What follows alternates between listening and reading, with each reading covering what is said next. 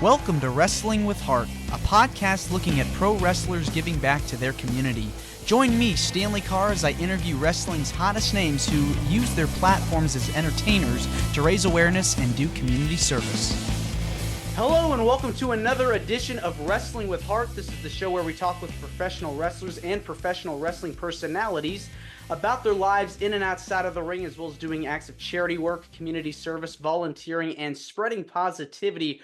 We're all about the positivity, always about the positivity here on the show. And with me right now, I've got a very special guest. When you talk about women in professional wrestling, this woman right here is just one of so many people that have not only been incredible in the ring, but as a manager, as a valet, as a personality, she excelled and really set the bar for many after her. I'm pleased to welcome the one and only Queen of Extreme, Francine. Francine, welcome to Wrestling with Heart. Well, thank you for having me. It's a pleasure to be here and looking forward to chatting with you today. Yes, likewise. So where are you from? Tell me about your childhood. So I grew up in Philadelphia, Pennsylvania. My father was a bus driver for SEPTA, which is the buses, trolleys. He worked there for, I don't even know how many years, millions of years. My mom was in retail and she quit to have me because I was an accident and had three older siblings. My oldest sister was 22 years ahead of me. So 22 years, then 20 years, then my brother's 12 years older. So I was not planned. My mom was like 42 and she used to say I was the best mistake she ever made. So, kind of middle class upbringing, never watched wrestling as a child, wasn't into it. Brought up Roman Catholic. Just church was a big part of our lives growing up, and Catholic schoolgirl, went to Catholic school from kindergarten to 12th grade. So Okay. yeah, that's What was pretty much it. what was that experience like? I didn't know any different. You start because back then we didn't have preschool and all that kind of stuff. So just started when I was 5 in kindergarten and was just very disciplined. I don't even think nuns are around these days anymore, but the nuns were mean. I saw some boys in my class get smacked in the face and whacked with rulers, and as a parent, I would have been down there so fast. But that's what they did back then. So I always tried to be a good girl and not get in trouble because I didn't want to get smacked by a nun. Yeah, times have changed. For sure. Yeah. I mean, I don't know if they do it in this day and age, but I know there's not many nuns left in the Catholic school system. So, but they were mean. God, they were. Yeah. If you thought I was mean when I worked, they were super mean. Yeah.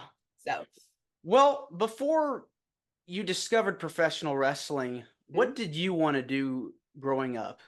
the first thing that was on my agenda growing up was to be a mother. That's all I ever wanted to do. Played with dolls forever, pretended I was a mommy. And then I realized, well, I might not meet the man of my dreams right away. So I probably need to get a job. So I initially wanted to be a nursery school teacher because I loved children. I loved working with kids. And when I was in grade school and high school, I was a safety. I don't know if they even have those anymore either, but helped the little kids cross the street, would take them to their classrooms after recess, stuff like that. I became a nanny. I was a nanny for a short while for 4 boys. And I took care of them. I babysat countless number of children. A lot of the teachers would call on me to babysit their kids. So I just had this genuine love for children. And Yeah. I wanted to be a nursery school teacher. But when I graduated high school, I was not even sure if I wanted to go to college or not. So I immediately got a job. I was working at first for a telemarketing company, taking orders for catalogs. And then I left there and went to a place called Provident Mutual Life Insurance, and I became a data entry processor, and that was in Center City, Philadelphia. That's when I stumbled upon ECW. I Hmm. didn't like what I was doing there. I was sitting in a cubicle, uh, didn't have a window, didn't have anything to, look out to or talk to, and it was quite boring and not my cup of tea. And so I saw the commercial for ECW, and it was like, "Do you want to be a manager, a referee, a wrestler? Call this number." And I called and set up a meeting with Todd Gordon. Rest is history. So The cool thing about that particular time in the wrestling world was that everything was sort of starting to become cutting edge. ECW was like the um, guinea pig, I guess you could call it, for the Attitude Era. And then, of course, the Monday Night Wars. It became this innovative company. And around this period of time too, you started seeing a lot of realism kind of take place in the world of wrestling because it was very comic booky, cartoon-ish, and ECW was more grounded, smash mouth, really set the bar for, your TLC matches, your cage matches, and all the stuff that would come later. And when you picked up the phone and called Todd, um, do you remember that conversation that you had saying, "Hey, I want to get into this. How do I get involved with professional wrestling?" yeah, so after I saw the commercial, I had watched their program maybe for a month or two, not even, and I was watching what the women were doing, and my knowledge of wrestling was this much. I mean, I didn't know anybody in the business. I didn't know much about it. I just had started watching WWF at the time. I was like 19 years old and was watching WWF and Global. And so my knowledge of the sport was very small. And I see this company and they're based out of Philadelphia. And I'm like, well, I live in Philadelphia. And then I'm watching the show and I see the women and I'm like, well, I think I can do this, not even knowing, what a bump was or the travel that was involved. I didn't know anybody there, but I figured let me try and give it a call and see what I can do because my job was pretty much like making me crazy and I wasn't happy. And so when I called the number, a woman had answered, and here it was Bob Ortiz's wife, Lex. Bob Ortiz was our ring announcer, and it was his wife, Lex, who is still dear friends to this day. They came to my wedding. Like they're such a good couple. But she was like, "Well, you have to meet Todd Gordon." And I wasn't even sure who Todd was at this time because, again, I had just started watching their program. So I was like, okay, give me an address. And they give me the address, and I go down there with my dad, and my dad waits in the car because I didn't want to look like a baby and bring him inside. And here I'm like 20 at the time now. And it was a pawn shop. And it was like all bars on the windows and the doors, and had to be buzzed in and all this kind of stuff. But I meet Todd and he just looks at me and he says, "You're a really pretty girl. You won't even have to bump." And I remember saying to myself, "I don't what is a bump? Like, I don't know what a bump is," but I didn't want to seem like I was stupid, so I didn't ask him what it was. I was just like, "Okay, blah blah blah." And he's like, "Well, you're going to go to wrestling school." So I'm thinking I'm going to be a female wrestler. So I'm like, "Oh, okay." And I start training and I trained with JT Smith and I was the only girl in the class. And I remember being told you have to go to this one show, you're going to meet Paul Heyman. So I'm like, okay, that's great. And I didn't know much about Paul at that time either because I wasn't really into WCW yet. But I meet Paul and I go to the show in Montgomeryville and he's just like, "You are going to be Miss Montgomeryville. You're going to win a fake beauty pageant and you're going to be our guest timekeeper. You're going to sit there and you're going to ring the bell after every match." And I said, "Okay." And he said, "But when 911 comes out, you're going to take a choke slam." And I was like, "I don't know what that is. We didn't do that in wrestling school yet." And he was just like, "What, you don't want to take it?" And I was like, "No, I'll do it. I just don't know what it is." And he's just like, "They'll give you a cue." I didn't even know what I was looking for, but here Al 911, all he did was grab me by the hair, drag me in the ring, and pick me up and slam me. And it was just like that white noise where you heard absolutely a gasp and then you heard nothing. And they put me on a stretcher and they took me out the back and I went home. And I was like, "Oh, I don't even know if I did good or not. Like, did I do well? Are people happy?" I didn't get to go back to the locker room. And here I got a phone call, "Come back." I was like, "Okay." And I just kept going back. And then finally, the opportunity with the pit bulls came up. And then, it was a handshake deal at first and then a contract. They really put you through the ringer, your first major bump, and it was almost like welcome to wrestling, Yeah, pretty much. Yeah. Now, when you're training, I mean, being the only girl in the class, I mean, you're taking those bumps. I mean, it's hard. I mean, it's intense. The work that these men and women do now, of course, obviously, the stuff that they go through, they put themselves through. I'd imagine it was just so much work, so much stress on you to try to get the reps down and put it in and make sure that you were able to follow along.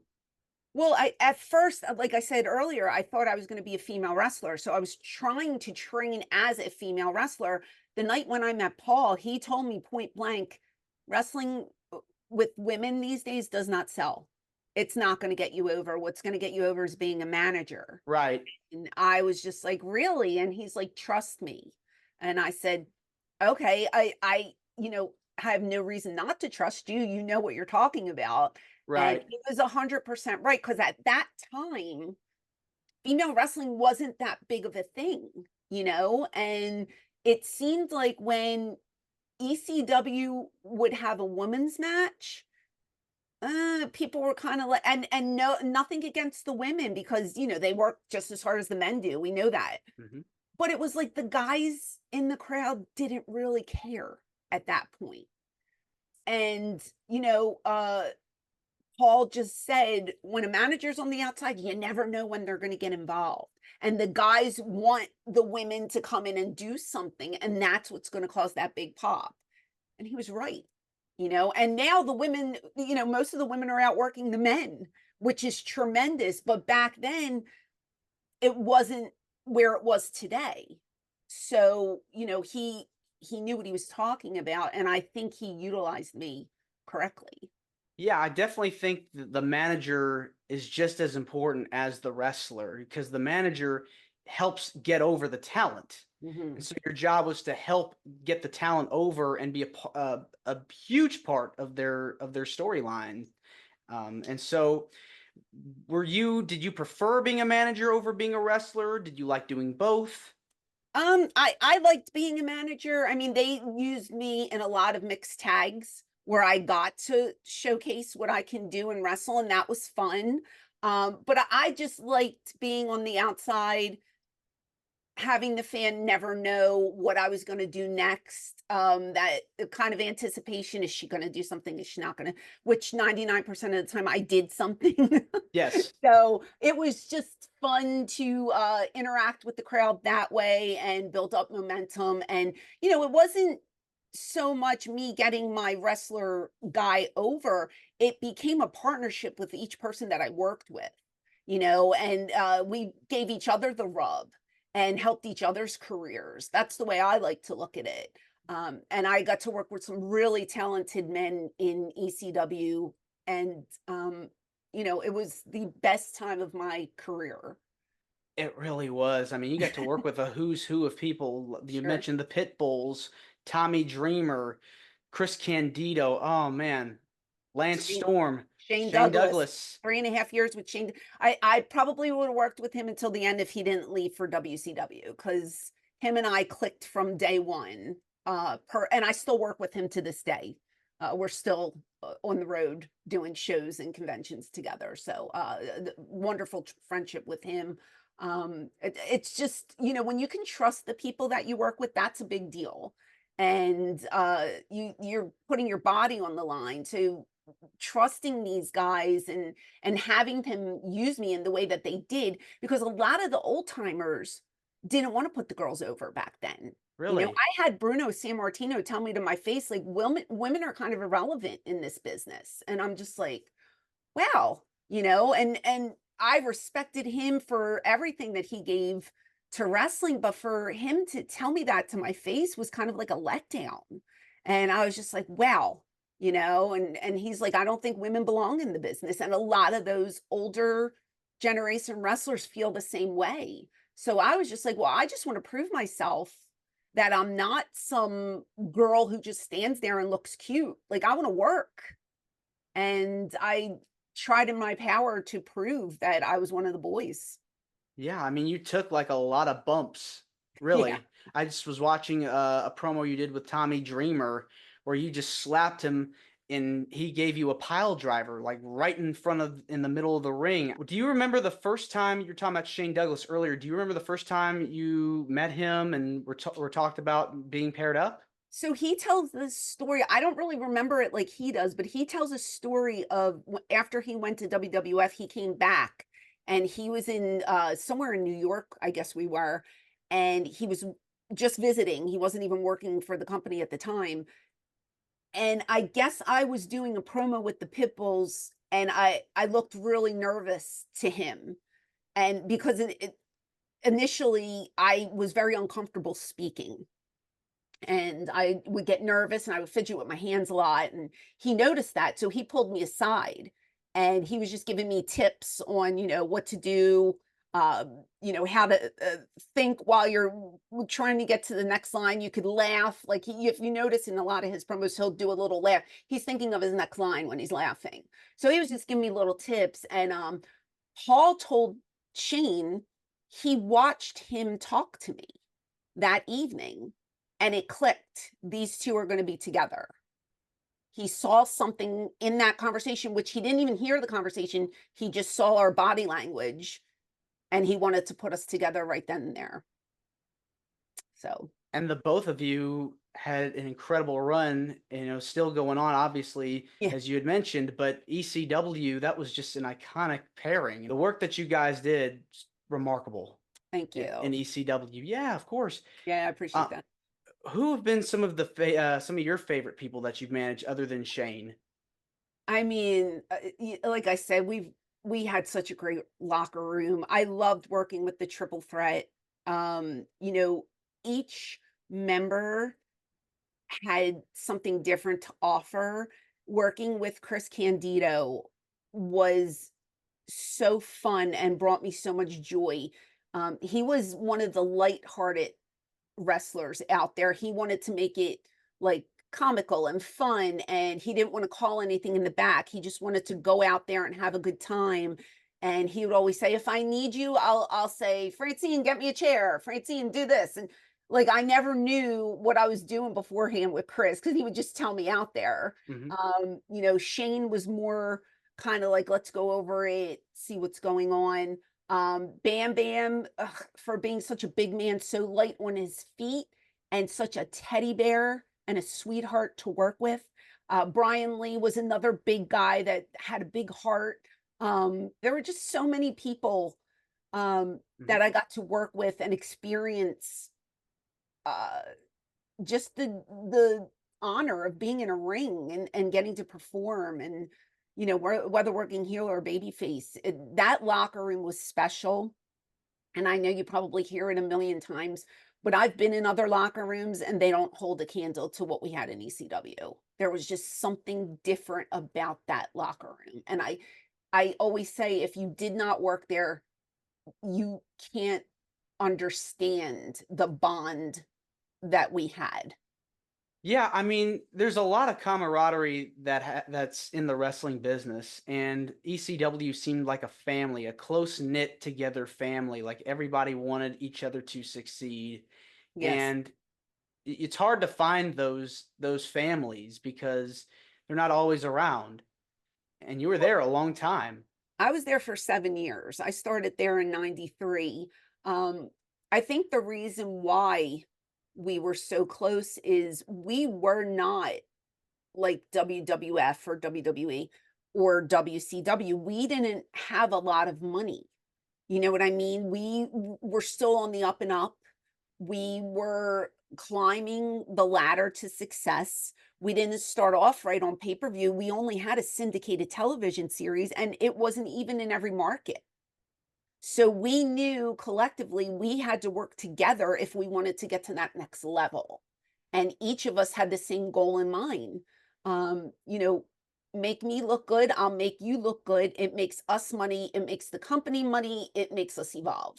Hmm. That was our mindset, and it took us a bit of time, but in 97 we got to pay-per-view and then we got to national TV.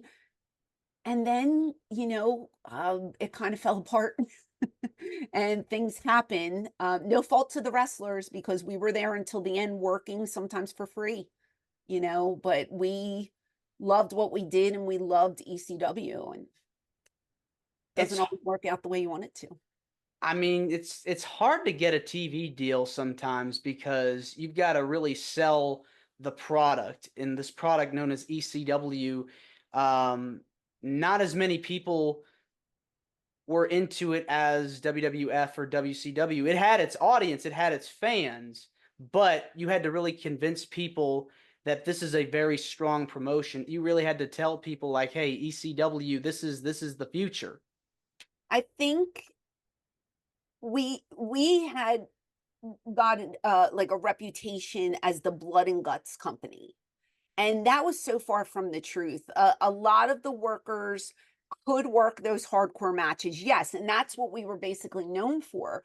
But you had so many different aspects. You had guys like Malenko, Guerrero, Benoit. They were doing the technical stuff. Um, we had such a broad range of workers. We had funny ha gaga matches. Not everyone was lit on fire. Not everyone was bleeding. You know what I mean? So Mhm. so to be labeled that way, maybe some of the other networks might have been scared to try and air us on television. I know when we got the TNN deal, it was known as the Nashville Network at the time. We had to tone down our program because there were so many things that we were not allowed to do. Hmm, And really? the only thing that I remember hearing was we had a year contract and we were the guinea pig because they were right when our contract expired, they were jumping on the WWE bandwagon and they were going to take them. Mhm. Yep. So we basically had a year and then we had to find a new home. But they put their thumb down and there were things that were not allowed. And if you go back and watch that show, Joey Styles and Joel Gertner will make fun of the network. We'll talk about the network, right? Can't do Mhm. this on the network. We're going to get in trouble for this on that. That was a shoot. There were so many things that we were not allowed to do. And we used to tell people, well, if you want to see this, go watch Hardcore TV, which was our syndicated show. All the good stuff was on Hardcore TV. It wasn't on TNN. The angles were on TNN, and we would carry that over to syndication, but there was a lot of things that could not be shown on the Nashville network that could be shown on syndicated television. It's crazy because especially when you think back, obviously now censors, you can't get away with a lot of stuff today that you did 25 years ago. Right, But the stuff that you were doing was just, so different to what the other players were doing. And right. the fact that a TV network had to really put like pressure to limit, have such limitations. I mean, that's hard. Well, it's funny too because you get fans now because we're on Peacock, right? They Hmm. put all of our episodes up there, or you go to YouTube and you watch it on YouTube.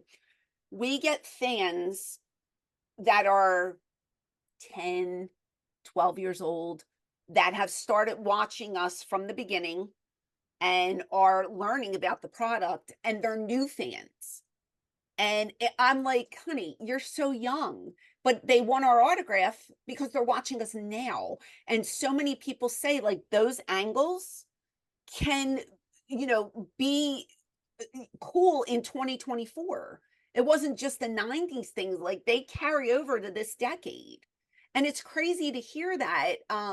But we have a whole new fan base and it's so cool that the kids are so small but they're into it, because usually you would just think of the dads, Yeah. because that's who our generation was. We Hmm. catered to that 18 to 35-year-old demographic. Exactly. Well, now because they're rerunning all of our old episodes, we're getting a whole new fan base in, and I love it because it keeps me working. People want to see us at these conventions, and ECW is never going to die, ever. No, no. So, It certainly will forever live on. Now, right, when speaking of which, you were briefly a part of the revival of ECW and WWE right, when they redid it. What were you thinking at the time about going there and being a part of that? Because obviously you can't recreate something that worked, a long time before, and you have right. to, it changed a lot during that time when ECW folded. Yeah, so we call that the fake EC dub. It's the fake EC dub. It was never intended to be ECW. I knew when I got the phone call, like everything that I was told, I had a bad feeling about. Like I was told I was going to do the same exact thing that I did for Paul. I was going to be paired with a top guy, right? I was going to probably be a mouthpiece for somebody, which means you cut the promos for them. Um, and I would do the manager thing every once in a while, get in the ring, take a bump, blah, blah, blah, advance a storyline. Fine. I'm still young enough to do all that. That's great. And then I get there, and then none of that happened. Hmm. None of it. And they, from day one, they told me, bring a bikini because you're going to be doing these bikini contests. And I was like, I didn't even do these in my 20s for ECW. Like, we did one swimsuit showdown, and that's because something happened with the card that evening, and Paul had nothing, and he needed something, as filler. Hmm. And he made me like go to the mall before the show. Even I didn't even have a bathing suit with me. I had to buy a bra and underwear because I think it was winter, and they didn't even have any like swimsuits out. So I had to buy like a bra and underwear, and we did like this bikini showdown thing. But I never had to do that type of thing. And now here I am in my 30s, like 34 years old, and I'm like basically starting all over again. And it was just uncomfortable. They drew a lot of children to their shows. I didn't feel comfortable doing it. I hated it. So I would go to Johnny Ace and I would like pitch stuff. And oh yeah, that sounds great. That sounds great. And it would never happen. And then finally they paired me with Balls Mahoney. And they were like, you're going to be working with Balls against Ariel and Kevin Thorne, which to this day, Shelly Martinez is one of my best friends. I am so happy. Like my time there was horrible, but she was the only saving grace because I developed such a friendship with Shelly. And I say that all the time. But we were in this program together and we were getting over every time they would use the four of us, the people were popping. And I remember Johnny Ace pulling me aside saying, that went really well, this is going really well. And then Balls got in trouble and he took a urine test and had drugs in his system. He was pulled off the road, which means I had to go get my bikini again because I had no one to work with. Hmm. And I was supposed to be paired with Test. They were talking about me and Test being paired together and being this big heel team, which I was like all for. Never happened. So after a while, you get kind of tired of it. I asked for my release. They said no. Kept asking, they said no, and then like a month and a half later they gave it to me. So I was just like, see ya. Definitely seems like a night and day difference it, because it you, wasn't fun. yeah, It wasn't fun, and it yeah, was ECW. you know yeah. Because when you think of ECW, the crowd is like channeled up to 1,000 in terms of the reactions. it wasn't even just the crowd though, it was the way they presented us. You know what I mean? Hmm. It just wasn't authentic, and they weren't even trying to make it like the old ECW to me. It was so far off from what we were that it was insulting.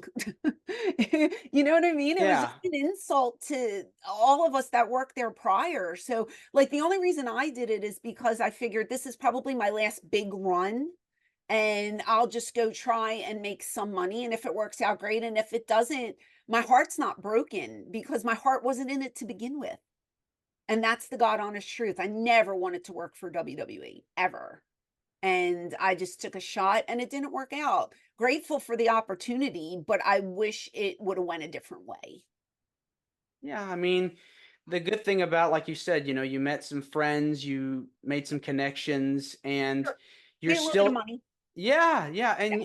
and you're running into these people at these conventions, at WrestleCons, and all these different events. So, I mean, that definitely has to feel good, though, that you're able to do all those things. Yeah, for sure. It's nice to see friendly faces and it's just frustrating when you know that you have so much more to offer and nobody gives you the opportunity to do so.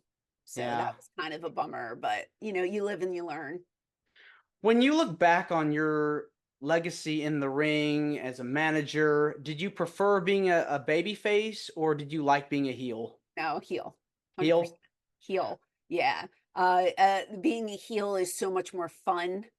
Um It's so far from the person that I am in real life, and, the fans will come up to me and say, "I was afraid to approach you because you were such a bitch, in ECW and blah, blah, blah, and but you're really nice." And I'm like, "Of course I'm nice. You're portraying a character." And I'll give you a little tidbit. The heels are the nicer ones that you're gonna meet. Mhm. Usually the baby faces are the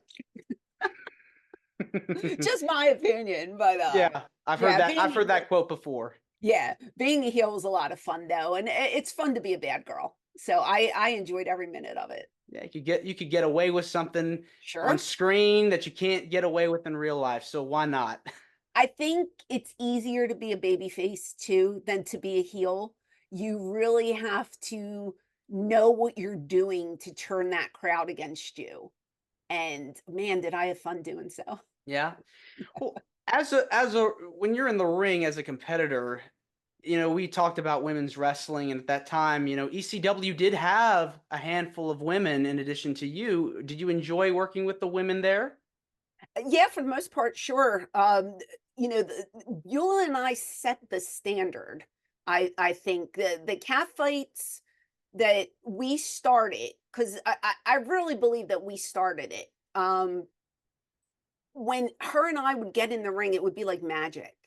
And we had the crowd in the palm of our hands. I really enjoyed working with her. I enjoyed working with Jazz. I enjoyed working with Tammy. Um, I enjoyed working with Kimona. I mean, we had some good girls come through those doors. And when you enjoy working with people, it just makes it a fun environment. And it was such a joy to go to work. I It loved does. it. It's like when I would get on the plane for WWE, I would have a knot in my stomach. But when I would get on the plane for ECW, I'd be like, let's go. It Yeah. was like apples and oranges. So it was a good experience. Yeah. And do you still keep up with wrestling today, like as far as the current product? So I have a podcast. I work for iHeartRadio, and my podcast is called Eyes Up Here with Francine. You can find it on iHeart, Spotify, Apple, wherever you get your podcasts. I try to keep up because I do have to talk Mhm. about it on the podcast. Sure. I will say I'm not a devoted watcher of any programs. I would say I'm a casual fan these days. I really don't have enough time in the week because there's a lot of wrestling out there. Yes. I don't have 40 hours. It becomes a full-time job watching wrestling, Yes, you know what I yes. mean? I believe if I was a reporter every single day and had to do it, part of my job, I'd certainly do it, but doing the podcast twice a week, I get enough in that I know what's going on, so, Yes. yeah. I mean, the women's scene today is Oh my incredible. god. I was just, couple weeks ago though, watching AEW and what the girls are doing over there. And then I watched the WWE, one of the ladder matches that they had with the girl.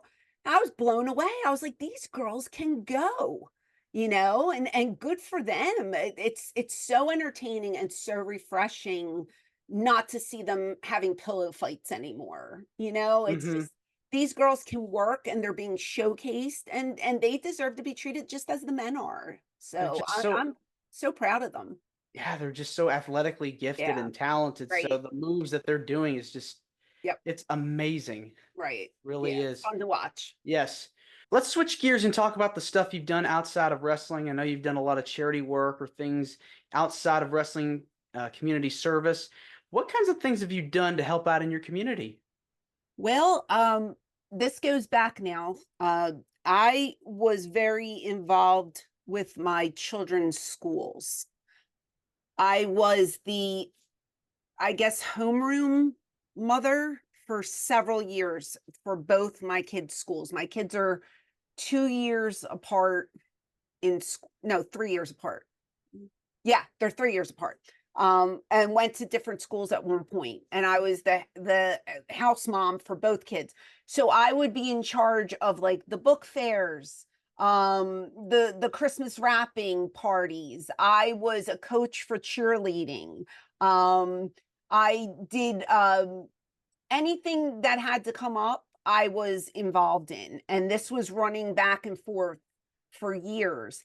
And then COVID hit and we decided to pull the kids from school and homeschool because I just don't, well, my husband and I, we don't like the way that the school system is going these days and wanted our kids out. So this is like the fourth year, third or fourth year that we are homeschooling the children. So I actually am here teaching the kids during the day now. So I really don't have time to actually volunteer anymore, but back in the day, I did everything under the sun at the Yeah. kids' schools. As far as like charities, the only thing that I do for charity, I donate every month to St. Jude. That's a really important charity. I feel like these kids need a fair shot in life. And one day I clicked on a video of the hospital and just burst into tears and signed up for their program where they just pull it every month. So we actively give to St. Jude. I wish I can do more physically, but I have the kids here teaching and stuff. So right now, that's my biggest concern. They're my children. You know what I mean? Yeah. I mean, that's important that you're educating, helping to educate your kids Hmm. because they are the future and Sure. they need to learn about the basics. You know, Oh, of your course. your subjects and the tools that will help them guide them forward into to life and what they want, what dreams they want to pursue. Hmm. And so that's good that you're being that parent, that motherly figure to guide them along and steer them in the right direction because it's a hard world out there. I mean, these days it is, and I'm blessed because I'm home and I can do it. There's a lot of, two people that work in the household and they have to be at jobs and they can't do it. I have so many friends who wish they can do it, but they're not capable of. So I'm lucky that I get to be home with my kids and I can teach them what I believe in and what I want them to learn. So, that's my priority right now and will always be my top priority are my children. I just think education is just so important because we need to know about how to do certain things, and if we don't, we're not going to end up in a good place. Right. So the more we learn, the more we grow as human beings, I think we'll be better off as a society. Sure. So I think that, when you're teaching, I mean, it's a job, but you have to be able, like, there like strategies you have that can help your kids learn, different techniques. I wouldn't say different techniques. It's just we get to pick the curriculum. So we are hands-on with what they are learning. It's not just like they throw something at them, you have to learn this. No, we can pick the courses. I know exactly what they're studying every day. We pick the books that they're going to read. Everything is age appropriate. There's a lot of stuff out there that is not age appropriate that are hitting the schools these days, and I just don't approve of it. So my biggest thing is having my children learn what I feel is right for their grade level. And there are important things from the past that the schools are just not teaching anymore. And I feel like they're important, so we're teaching them. And it's as simple as that. They're rewriting history, and I'm not a fan of it. So, we get to dictate what they're learning, and they're safe, and I don't have to worry about school shootings and, all this god awful stuff that's happening to these children out there. I'm praying for a change, and, hopefully we'll see one. But it's a terrible, terrible world where you send your kids off, and at one point you knew they were safe, and now you have no idea. It's so hard. It's Uh, very difficult. So, very, yeah, we just took the initiative and said, "No, we're gonna put a stop to it," and it works for us. I don't have yeah, to set an alarm, I don't have to put yeah. them on a bus in the cold, like, it works. Easy. It I wouldn't say it's easy, It's but easier because it when you're going to school, you're going to another building. So yeah, when the you're stress level. in-house, Yeah, it's a lower stress level for all of us involved, and I enjoy having them home. I like yeah. them being with me, so Favorite part about teaching? just having them be here. I get to sit with them, and I get to see them, I get to see the wheels turning, and I get to see them be creative. And that's the best thing when your kid is learning something and they catch on, and it's just like, I created this little person and they're doing such a great job, and it makes you just so happy. I It like really that. it really is fun, to use your creativity and turn out something really incredible. So Yeah, that's so cool that you're doing that. And yeah, as far as the St. Jude stuff, I mean, yeah, it's so heartbreaking to hear whenever a kid, is going through just so much pain in their life and the sure. families. So uh it's it's really nice to see that, people are out there making a difference and trying to help, you know, reduce the amount of stress going on in these kids' lives because they don't need to deal with that. No, and they didn't ask for it. It's such a good charity. And it's just the one charity that I will always fall back on, um, because they deserve a shot at life. They're too young to be going through this. So, I mean, I wish I could do more, but hopefully one day there'll be a cure and we won't have to do this anymore. Yeah. Why do you feel passionate about helping out in your community?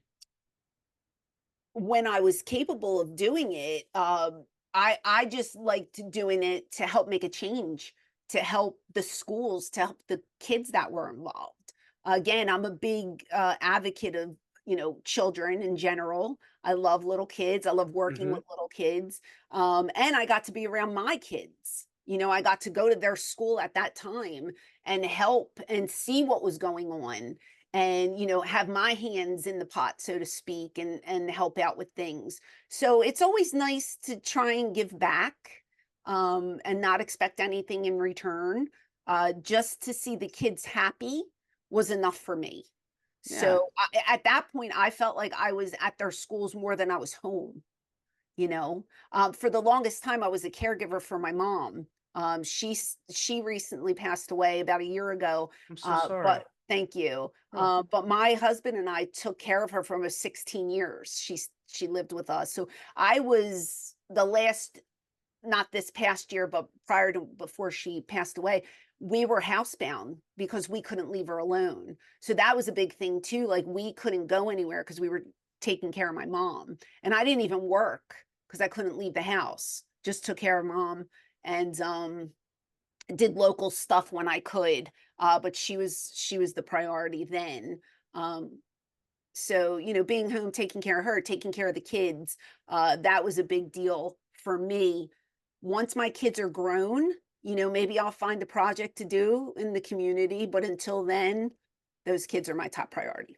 Yes, So, always. yeah. All right. On a lighter note, we'll pick back up a little bit on the wrestling side of things. To you, what makes a good manager? Ooh. I feel like engagement is a big part of it. You have to engage with your fans, and I've seen too many people just stand there and do absolutely nothing at ringside, and it's just like, oh, not good. So if you're a heel, you want to get your heel heat. You want them to call you names. You want them to chant at you, which I had no problem doing. They were never nice to me, but that's okay. And as a babyface, you want them to cheer you. You want them to high five you as you're coming down that aisle. So I think engagement is a big part of it. Timing is huge. If you're a millisecond late for something, you can mess up the finish of a match. So you have to be prepared, and you have to listen as the guys are going over their stuff, so you know when to get in that ring, you know when to be ready. Your timing has to be impeccable. And I've seen a lot of people, mess that up, and it's it's just because they're not paying attention. And don't try to get yourself over, because that's when you mess up. That's when, if somebody's trying to get the attention on them too much, you have to pick and choose your spots. It's not all about you, it's about the two guys in the ring. And there's a time and a place. So for me, if both guys are down and they're selling, and you try to get them back up, blah blah blah, but if you see somebody needs a breath and needs a minute, that's when you can focus on you and jump on the ring apron and do a little dance or do whatever you can to get over. Never try to outshine the performers in the ring. you know Hmm. there's a craft to it, and you just watch old tapes and learn from your favorites and take a little bit from each person and create a character that works for you. It's kind of a lost art now, the managers and valets. Do you feel like they should bring it back? Oh my gosh, yeah. I feel like it would make the matches, not every match, but it would make a lot of the matches so much more enjoyable to watch. Because again, if you have two females or even male managers, I mean, if you have two people on the outside, it's like, are they going to do something? When are they going to get in the ring? What are they going to do? Are they going to take a big bump? Are they going to give a move? You don't know. So it leaves me as a fan like wanting more. When I see somebody out there, I'm like, okay, something's going to happen, and I'm going to watch that whole match until that person gets involved. But they don't Mm. do that anymore. And I think it is a lost art. They had a plethora of them in the 90s, and then it kind of went to nothing because a lot of those females became women wrestlers. That's a WWE turned the page on it, and then they became all female superstars in the ring, and they're all working matches now. So I would love for the female manager to come back and add some spice to, the men's matches. That would be fun. Yeah, I think some variety would be good. I mean, you've got Maxine Dupree out there now. I think she's one that's done both wrestling, and she's, with Alpha Academy currently, Right. but even back, I mean, as recently as I believe CJ Perry, Lana, she With was Rusev. Yeah, yeah. see, I liked her. She was fun. She could cut a good promo. She would get involved, and it was fun to see her out there because it's like, okay, what is she going to do? But nowadays there's not many of them. Yeah. And it's like, I don't know. I do think it's a lost art, and not every match needs it, but I think it would be fun if a couple matches had people out there. And like I said, doesn't even have to be a female. It could be a male. You know, Do you ever like think about having another match, or just wrestling in general, just for like a one off? I I mean, a couple weeks ago, I managed Shane and got involved. So sometimes when we do these conventions, they'll say, "Well, I'll bring you in if you could do both." And I'll be like, "Okay." So it's very rare, but if Shane's wrestling, sometimes I'll second him to the ring because Okay. it's just the nostalgia thing. Yeah. And I can't go crazy, but we'll do something fun and the people will pop and it'll be a good time. But most of the time I'm just signing. I'm just doing conventions because Yeah. it's what I like to do, you know? But when I do the occasional match, I say to myself, God, that was fun. Because it's been so long and they're so few and far between, but it is a good time. So, if it comes up, I'll do one.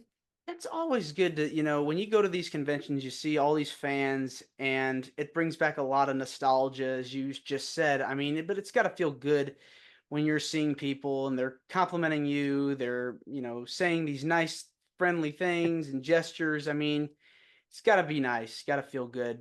It's always nice to be appreciated. And like I said at the beginning of this podcast, ECW is never going to die. The fans love ECW. They love the locker room. They love what we provided for them as entertainment, and they're very appreciative of it. And they will let us know, and we love them back. So, Yeah. I mean, there's nothing more I can say. It's just Yeah. so grateful for the opportunity to still work in this industry 30 plus years later. It's amazing. Yeah. Yeah. Very few people are able to say that they're still in the business. Several of them have retired and have done other things, but you're still active and you're still doing it. And Yeah. yeah, so that's great. Yeah. I get to pick and choose what I want to do. So, I tend to do the bigger events, but again, getting paid to hang out with your friends and do something that you love to do. My goodness, who can say that they can do that? Yeah, reconnecting with people too, like you haven't Oh, seen in years. it's great. It's such a blessing, and I'm so fortunate to be in the position that I'm in. So, Yeah. Well, Francine, this has been wonderful getting the chance to speak with you. It means thank a you lot so to much. me I and my appreciate it. listeners. Yeah, of course. It means a Thanks. lot to me and to my listeners and viewers that are watching this on YouTube. Where can people find you on social media if they want to check out your podcast? Sure. Plug away. Across the board on social media, you can find me at ECW Diva Francine.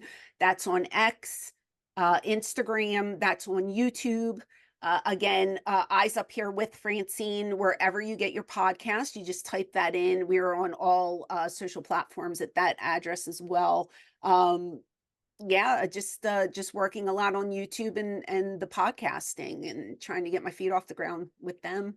And I might be coming to a local signing near you, so all of the information is on X and Instagram from where I'm going to be next. All right. Yep. Thanks again, Francine, and you're more than welcome to come back. Thank you so much. Appreciate it, and Of best of luck. course. Thank Thanks. you. Take You're care. welcome. Thanks. This is Wrestling with Heart. I hope you found this podcast to be informative and entertaining. If you did, please hit the subscribe button and look out for the next edition.